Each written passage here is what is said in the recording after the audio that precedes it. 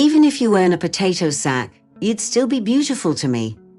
Trust me, everything will go smoothly. Mom mentioned she's planning to celebrate at the dacha, so no need for evening attire. And about the gift, don't fret. Alongside you, I'll present my mom with her favorite perfume and a lovely bouquet. She'll be delighted, I promise. And so, lost in preparations and worries, a week flew by in a blink. But now the final night before the meeting feels like an eternity. Harper paced around the apartment, trying to calm her nerves and get some sleep. She checked her favorite trouser suit once more. No stains, snags, or any unpleasant surprises. The newly tailored top also received a meticulous inspection. Despite Liam's assurance that perfume and flowers would suffice for his mom, she also picked out a stunning scarf and a box of handmade chocolates for Liam's dad. The guy had offhandedly mentioned his father's sweet tooth. She thought it was only right to bring a small gift. Sure, it cost her some money, and the prospect of living off existing supplies loomed ahead, but she truly wanted to please her beloved's parents. It was with Liam that she dreamed of spending her whole life, although it was obvious that they belonged to different social strata. The guy had the latest expensive smartphone, and he could easily spend as much on lunch at a restaurant as Harper earned in 2 weeks as a cashier. She had never been envious, but now she wanted to be, if not rich, then at least a little more well off. Her family has always lived modestly but harmoniously. Once upon a time, Mom, Dad, Naomi, Harper, and their grandparents lived in this apartment. At that time, a rather cheerful elderly couple moved to the village, where their relatives lived in order to provide those who remained in the city with delicious natural products.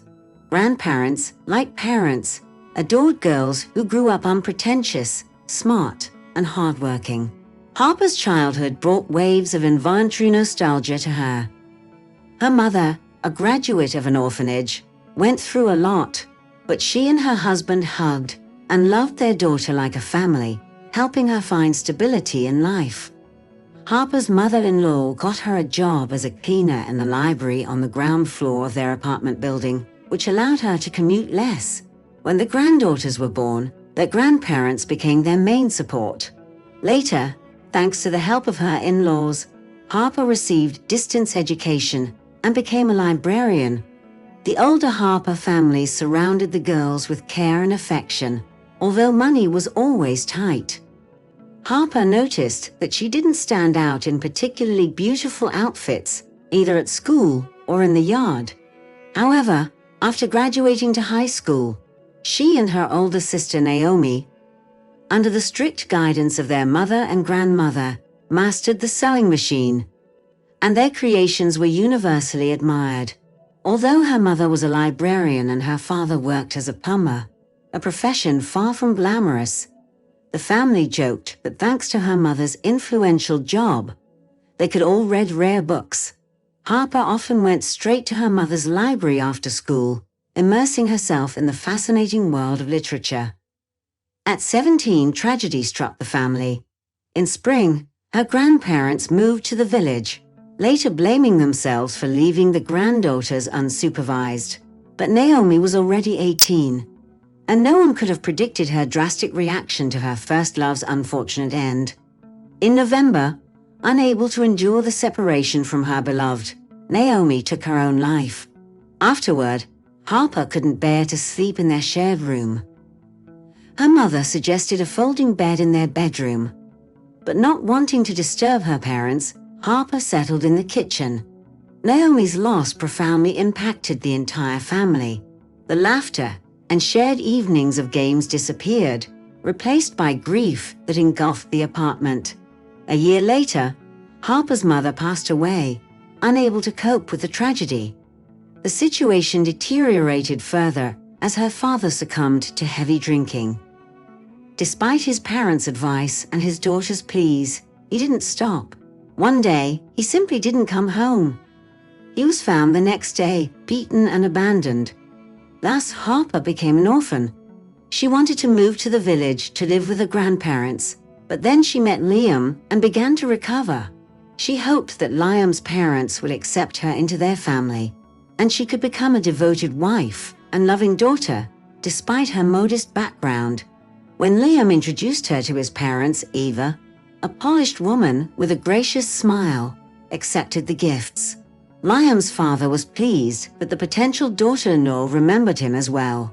Eva invited Harper in, saying, "We keep things simple and family-oriented here.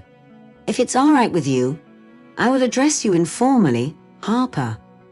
Harper hoped the awkward questions were over for the day. However, once they were alone, Eva continued, "Liam mentioned you have your own apartment, which is great, but I hope you're aware of reliable contraceptive methods, or are you already pregnant, and that's why you declined the wine?" Harper almost choked on the grape juice she had requested, blushing and shaking her head. "Good, I think we understand each other. You won't ride into paradise on my son's back. Don't even think about it.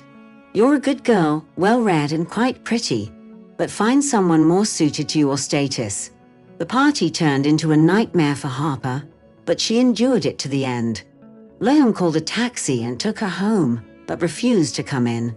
"Mom sent a message asking me not to stay late. She has high blood pressure and needs medication," he explained. Harper had a bad feeling, but she tried to get rid of it. Exhausted and sleepless, she fell into a restless sleep, unaware that at that very moment, her mother-in-law was persuading her beloved Liam.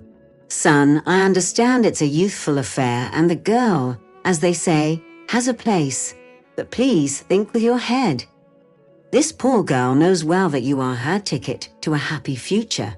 She might get pregnant or fake it, and you, being honorable, will marry her," she said. Liam was silent, but a few weeks after Harper met his parents, everything seemed as usual between the young couple. He would still pick her up from work, confess his love, and even talked about going on vacation together. One day, he suddenly told Harper, "My dear, I have to go on a business trip for 5 days. It'll fly by. You won't even notice." Harper almost cried, but couldn't do anything. 2 weeks later, instead of the promised 5 days apart, Harper finally met with Liam. One look was enough for her to understand that the man who came to see her had no affection left for her. Awkwardly kissing her cheek, he said a banal compliment and, avoiding eye contact, announced, "I feel awkward, but I have to say it. We need to break up." I realized it was just an impulse. Harper wasn't even surprised but asked, "What about the feelings you talked about?" The guy wrinkled his face. "Sweetie, let's not have a scene. You'll find your happiness," he said, looking at his phone screen. "I have to go," he added. She watched him leave with sadness, then pulled herself together and continued her work diligently. One day during her shift, an elderly man approached Harper and asked if she could spare half an hour after work for a very important matter related to her maternal relatives. "I understand your concern, so we can meet at the nearby cafe if that's convenient for you," he suggested. Harper agreed, not out of curiosity, but because she didn't care much about anything anymore. The news turned out to be extraordinary. The man, introducing himself as a lawyer, showed her a photo of a well-groomed elderly woman and explained, "This is your grandmother. She gave birth to your mother when she was very young, feared condemnation, and gave her to an orphanage. Later, she married a very enterprising man, but they had no children. 6 months ago, she became seriously ill and spared no expense to find her long-lost child. She wanted to leave everything to her daughter, but learned about the misfortune that befell your family. Accept my condolences and forgive me for reminding you of this tragedy." Harper replied barely audibly, "Thank you. It's impossible to forget." The experienced lawyer waited for a pause, perfect for Harper to gather her emotions, and continued, "It turns out you are the sole heir to a large fortune. You are entitled to a very substantial sum." Seeing the amount, Harper couldn't believe it. After completing all the formalities, she transformed into not just a well-off, but an indecently wealthy girl. First, she helped her grandparents financially, then firmly decided to get an education and obtain a driver's license to visit her loved ones without relying on public transport. She no longer had to scrape by for every penny to survive. Harper quit her job and relished the delightful sense of freedom. She studied for her driver's license and took care of repairing her apartment. Being diligent, she passed both the theory and practice exams on the first try and soon received the coveted license. At the car dealership, where she went to choose a car, she unexpectedly ran into Braden, a close friend and neighbor of Liam. He had once shown her attention and now seemed genuinely pleased to see her. "Hi, long time no see. You look great. What brings you here?" he asked.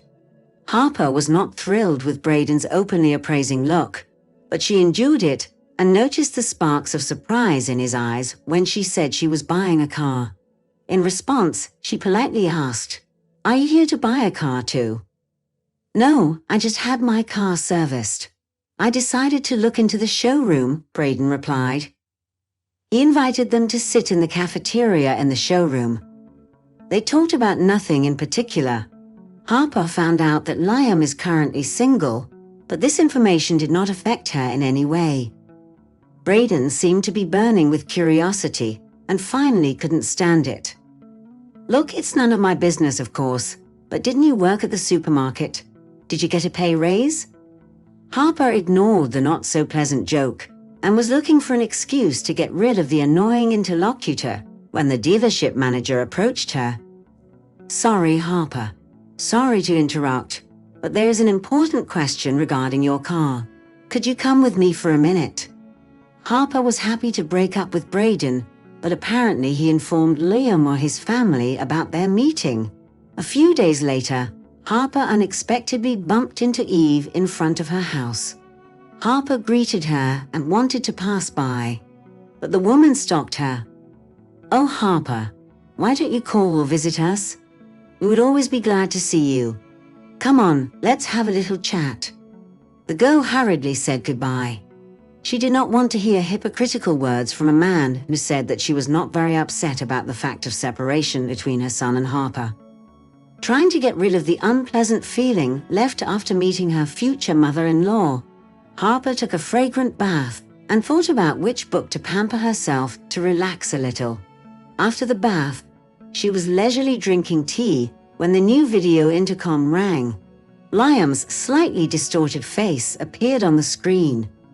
The girl was in no hurry to open the door and spoke politely and calmly, although everything inside her was turning over. "Hi, Harper. Please let me in, we need to talk." "Liam, I find it funny to talk about what would have happened if we hadn't broken up," she replied. "Sweetie, I made a mistake. In separation, I realized that I need you. Please let me in." Harper laughed. "You know, I also realized a lot during our separation. Mainly that a guy like you is not needed in my life." Liam looked confused. He didn't expect his ex-girlfriend to meet him so coldly. "But what about our feelings?" he asked. She silently turned off the intercom. Her new happy life had no place for a traitor.